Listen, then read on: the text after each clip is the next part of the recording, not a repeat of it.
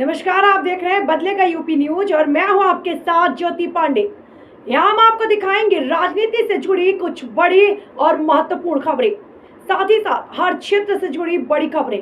तो चलिए रुक करते हैं कुछ खास खबर की तरफ, लेकिन उससे पहले प्यारे दर्शकों, चैनल को सब्सक्राइब, खबरों को लाइक और शेयर करना ना भूलें। बड़ी खबर, घाघरा नदी की बाढ़ के चलते 1 दर्जन से ज्यादा गाँव में मचा हाहाकार। लगातार हो रही बरसात के चलते 1 दर्जन से ज्यादा गांव में घुसा बाढ़ का पानी। राजेंद्र नगर, जंगल गुलरिया और मदनिया धर्मपुर रेतिया मार्ग पर आया बाढ़ का पानी। एसडीएम मोतीपुर ने किया बाढ़ प्रभावित क्षेत्र का दौरा। बहराइच जिले का तहसील मोतीपुर अंतर्गत चौधरी चरण सिंह घाघरा बैराज पर स्थित घाघरा नदी लगातार हुई बरसात के चलते उफान पर है। पहाड़ी इलाकों में लगातार हो रही बरसात के चलते घाघरा नदी का जलस्तर लगातार बढ़ता जा रहा है, जिससे नदी से सटे निचले इलाकों में बाढ़ की स्थिति बन गई। नेपाल के पहाड़ी इलाकों में लगातार हो रही मूसलाधार बारिश से सरयू और घाघरा नदी उफान पर है। नदी के समीप पूर्ववर्ती गांव में बाढ़ की स्थिति उत्पन्न हो गई है। कई गांवों में बाढ़ का पानी भरने लगा। खेरीपुरवा, बड़खड़िया, चहलवा, रामपुर, रेतिया आदि जगहों पर बाढ़ का पानी भर गया है। तहसील मीपुरा तहसील में संभावित बाढ़ के दृष्टिगत मीपुरा तहसील प्रशासन अलर्ट मोड पर है। उप जिलाधिकारी संजय कुमार तथा नायब तहसीलदार अंबिका चौधरी शुक्रवार को पूरे दिन तहसील क्षेत्र का विभिन्न गांवों और बैराजों का भ्रमण करते रहे और बाढ़ की स्थिति का जायजा लेते रहे। इस दौरान ग्राम प्रधान प्रतिनिधि शिव कुमार निषाद ने बताया कि नदी से सटे निचले इलाकों में बाढ़ का संकट बना हुआ है। एसडीएम मोतीपुर संजय कुमार उनके द्वारा क्षेत्र का दौरा भी किया। बाढ़ की स्थिति पर लगातार नजर रखी जा रही है। उनके द्वारा बाढ़ प्रभावित गाँव में नाव के माध्यम से हर संभव मदद की जा रही है।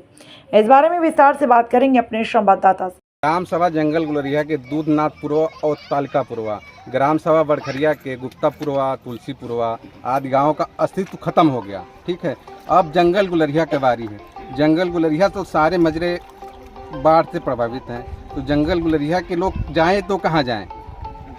शासन और प्रशासन से मैं निवेदन करूँगा, या तो उचित व्यवस्था कराएं या तो बांध और सिल्ट की सफाई कराएं। सर, कितनी आबादी है आपके, कितने वोटर्स होंगे आपके जंगल गुलरिया? 4000 वोटर है मेरे यहाँ। 4000 वोटर, यानी 1500 परिवार। 1500 परिवार है। तो उनका जीवन यापन कैसे हो रहा होगा इस भीषण बाढ़ में? बहुत ही कष्टदायक है मेरे यहाँ लोगों का जीवन यापन। बाकी सटे हुए ग्राम सभा सुजौली में लमसम 9-10 मजरे हैं। कुल मिला के दोनों ग्राम सभा में 30 से 35 हज़ार की आबादी प्रभावित हो रही है। 30 से 35 हज़ार की आबादी। शासन और प्रशासन से अनुरोध करूंगा कि उचित व्यवस्था कराया जाए और नदी का सिल्ट माननीय योगी आदित्यनाथ जी, आपसे सीधा सवाल है, इन ग्रामीणों की समस्या का अंत हो, अन्यथा ग्राम प्रधान ने बताया है कि ये अनशन पर बैठेंगे। 30-35 हज़ार की आबादी, जिसका एक तरफ झुकाव आपकी सरकार को प्रभावित कर सकता है। कहीं ना कहीं अगर आपको झटका लगा उत्तर प्रदेश में, इस बार आपको चुनाव में अगर डिफीट मिला, तो कारण यही है कि इन ग्रामीणों की समस्याओं का अंत नहीं हो रहा है। जो कार्य कराए गए हैं वो भी इस प्रकार कराए गए हैं जिससे क्षणिक मात्र का लाभ प्राप्त हुआ है, ना कि पूर्ण रूप से इनको निजात मिला है। बड़ी समस्याएं हैं। किसानों की फसलों का अंत आंखों से देखकर किस तरीके से बच्चे और परिवार बिलख रहा है, वह तस्वीरें हम नहीं दिखाना चाहते। नहीं तो कोई भी अपने हृदय से पिघलकर इन ग्रामीणों के फेवर में आ जाएगा। यदि अगर इनकी समस्याओं का अंत नहीं हुआ तो आने वाले चुनाव में आपको अपने सत्ता से हाथ धोना पड़ सकता है। हम ग्राम पंचायत जंगल गुलरिया के बीचों बीच खड़े हुए हैं।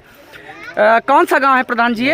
नयापुरवा गांव है, जो कि थोड़ा ऊंचे पर है। नदी से लगभग 1.5 से 2 किलोमीटर की दूरी पर है, जहां पानी बाढ़ की स्थिति देख लीजिए।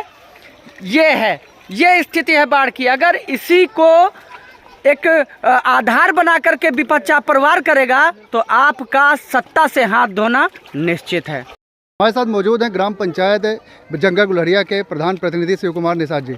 शिव कुमार जी, ये बताइए कि आज रात से ही यहाँ पर पानी बढ़ रहा है आपकी ग्राम पंचायत में, कई मजरे पानी में डूब चुके हैं। क्या स्थिति है पूरा और किस तरीके से राहत बचाव का कार्य चल रहा है? सबसे पहले आप लोगों का धन्यवाद। आज रात से नहीं, कल शाम से ही पानी मेरे यहाँ ग्राम सभा जंगल गुलरिया में धीरे धीरे बढ़ना शुरू हुआ। करीब 2 से 3 बजे रात को 1,49,000 क्रेक्स हुआ पानी, तो थोड़ी समस्या कम आई। करीब 10 बजे 2,06,000 कुछ ऐसे क्यूसेक पानी छोड़ा गया। समस्या इतनी गंभीर हो गई कि 2 घंटे में हमारे यहाँ जो ग्राम सभा के 9 मजरे हैं, 9 मजरे में बहुत तेज़ी से बाढ़ का पानी घुस रहा है। 2-3 साल के अंदर इतना जल्दीबाजी पानी कभी नहीं बढ़ा था। संपतपुरवा, धर्मपुरेतिया, रामपुरेतिया, नयापुरवा, गौड़ी, नौकापुरवा, बद्रीपुरवा, धनिया बेली, भैंसा बुन्ना, ये सभी गाँव में बहुत ही व्यवस्था नाजुक है। अभी भी पानी तेज़ रफ्तार से बढ़ रहा है। बाकी संपर्क लोगों से किया जा रहा है। जी। अभी SDM साहब भी आए थे, आश्वासना दिए हैं कि आगे कोई सुविधा हो तो उचित मुहैया कराया जाएगा। बाकी हमने नाव की भी व्यवस्था की है, लेकिन हमारे यहाँ लमसम 1500 परिवार है।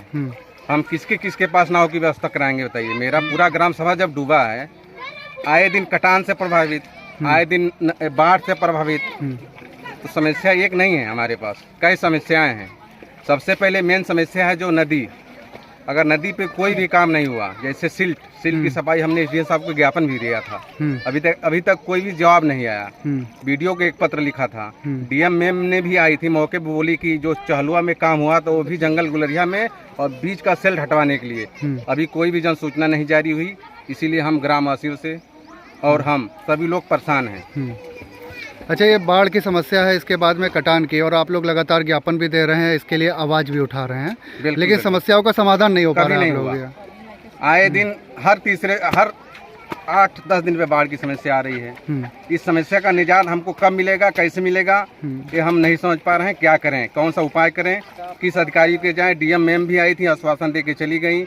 SDM साहब तो आए दिन आते रहते हैं, BDO साहब भी आए, लेटर भी लिखा, पत्र भी लिखा, सांसद जी से भी कहा गया, लेकिन अभी तक कोई सुनवाई नहीं हुई। प्रधान जी, आपने बताया कि आपने ज्ञापन दिया, उच्च अधिकारियों से लेकर के सभी को आपने अवगत कराया, जिनसे जहां तक आपकी पहुंच थी। तो अगला पड़ाव क्या होगा अगर वो नहीं सुनते हैं, आपकी कार्रवाई नहीं होती है, सिल्ट की सफाई और बांध निर्माण नहीं होता है, फिर क्या करेंगे आप? अगली कार्रवाई ये है कि हम लोग अनशन पे बैठने की प्लानिंग कर रहे हैं। तो क्योंकि मांग अभी तक पूरी नहीं हुई। थोड़ा सा काम चहलुआ में हुआ, वो भी पूरा अभी संतुष्ट नहीं है। चहलुआ में भी जो काम हुआ उससे लोग संतुष्ट नहीं हैं, क्योंकि आगे पीछे जो है अभी नदी कटान कर रही है। सिलजेक्टर की तरफ कटान करी है, मरोवा के नीचे कटान करी है, प्लस मेरे यहाँ ग्राम सभा जंगल गुलरिया है, 9 मजरे प्रभावित हैं। सुजौली के लमसम 9-10 मजरे प्रभावित हैं। तो ये बताइए कि जो बैग डाले गए थे, जो थोड़ा सा ठोकर निर्माण की जो प्रक्रिया थी, उससे राहत है, लेकिन पूरी तरह राहत नहीं है ना। पूरी तरह राहत नहीं है। एक ग्राम केवल चहलुआ में 1 से 2 मजरे बचने से क्या फायदा है। सारे मजरे बच जाएं, मान के चलिए। यानी कि आबादी लमसम 30 से 35 हजार प्रभावित है जी। आए दिन गल्ले वितरण करने से कोई लाभ नहीं मिलेगा हम लोगों को जी। गल्ला वितरण हो गया तो बहुत ज़्यादा 8-10 दिन खाएगा लाभार्थी। आज फसल मेरी है, जो धान की फसल है, गाँव की धान की फसल भी नष्ट हो रही है आए दिन।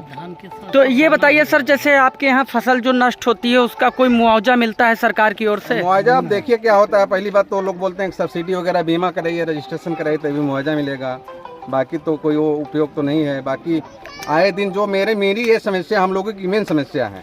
नहीं, आपदा प्रबंधन से सर इन लोगों को मिलना चाहिए, तो क्या आपदा प्रबंधन आपको सपोर्ट नहीं करता? नहीं, सपोर्ट करता है, मिलेगा जो उचित है वही मिलेगा। जैसे गन्ने का नहीं मिल पाएगा, धान का मिलेगा। मेरी जो हम लोगों की मेन समस्या है, बीच का सिल्ट हट जाएगा, बाढ़ ऑटोमेटिक खत्म हो जाएगी। अच्छा, इससे राजस्व को भी फायदा होगा? जब सिल्ट हटेगा, बालू निकलेगा, वो घाट बनेगा, तो कहीं ना कहीं राजस्व को भी फायदा होगा।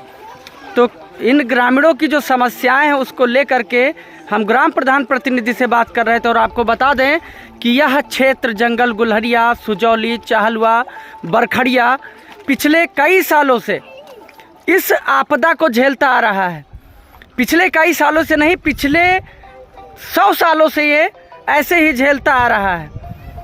कभी कम पानी आता था, लेकिन आज स्थिति ऐसी है कि कटान होते होते इन ग्रामीणों का जो जीवन है वो अस्त व्यस्त हो गया। माताएं हैं, छोटे छोटे बच्चे हैं, जिनका जो जीवन है वो इस प्रकार है कि छत के ऊपर अपना रह करके ये खाना बनाते, जिनका पक्का आवास है वो तो छत पे बना लेंगे, लेकिन जिनकी मड़ैया पड़ी हुई है उनके घर पे जाके पूछिए, अगर प्रधान जी सुविधा ना कराएं तो शायद रात का भोजन ना हो। और भी कई समस्याएं हैं जिसको लेकर के ग्राम प्रधान से हम जानकारी लेंगे। सर, आज जंगल गुलरिया ग्राम पंचायत में आए हुए हैं और यहाँ पे बाढ़ का पानी भी काफ़ी ज़्यादा देखने को मिल रहा है इस समय। क्या व्यवस्थाएं हैं यहाँ की? लगातार जो बारिश हो रही है हमारे यहाँ भी और नेपाल में भी जी, जो लगातार बारिश है, तो नेपाल से पानी छोड़ा गया है, तो आज यहाँ गिरजापुरी बैराज में पानी बढ़ा है। जी, अभी तो खैर डेंजर लेवल से नीचे है, लेकिन अभी थोड़ा धीरे धीरे पानी बढ़ रहा है। तो हमारे यहाँ से लगभग थोड़ा थोड़ा पानी अब गांव में पहुंचना शुरू हुआ है जी। और ये स्थिति मेरे ख्याल से अभी रहेगी 1-2 घंटा अभी रहेगी, बढ़ेगा पानी। लेकिन मुझे उम्मीद है कि शाम तक 6 बजे तक ये घटना शुरू होगा, तो बहुत ज़्यादा डरने की बात नहीं है। और हम लोग पूरा सतर्क हैं, पुलिस और प्रशासन पूरा सतर्क है। हमने वहाँ एसओ साहब को भी अभी गिरजापुरी बैराज भेजा है ताकि कोई अव्यवस्था ना हो। एक जैसी पानी बढ़ता है तो थोड़ा चिंता होती है लोगों को, तो थोड़ी अव्यवस्था होती है, लेकिन ऐसी चिंता की अभी कोई बात नहीं है जी। और शाम तक उम्मीद है कि पानी घटने लगेगा।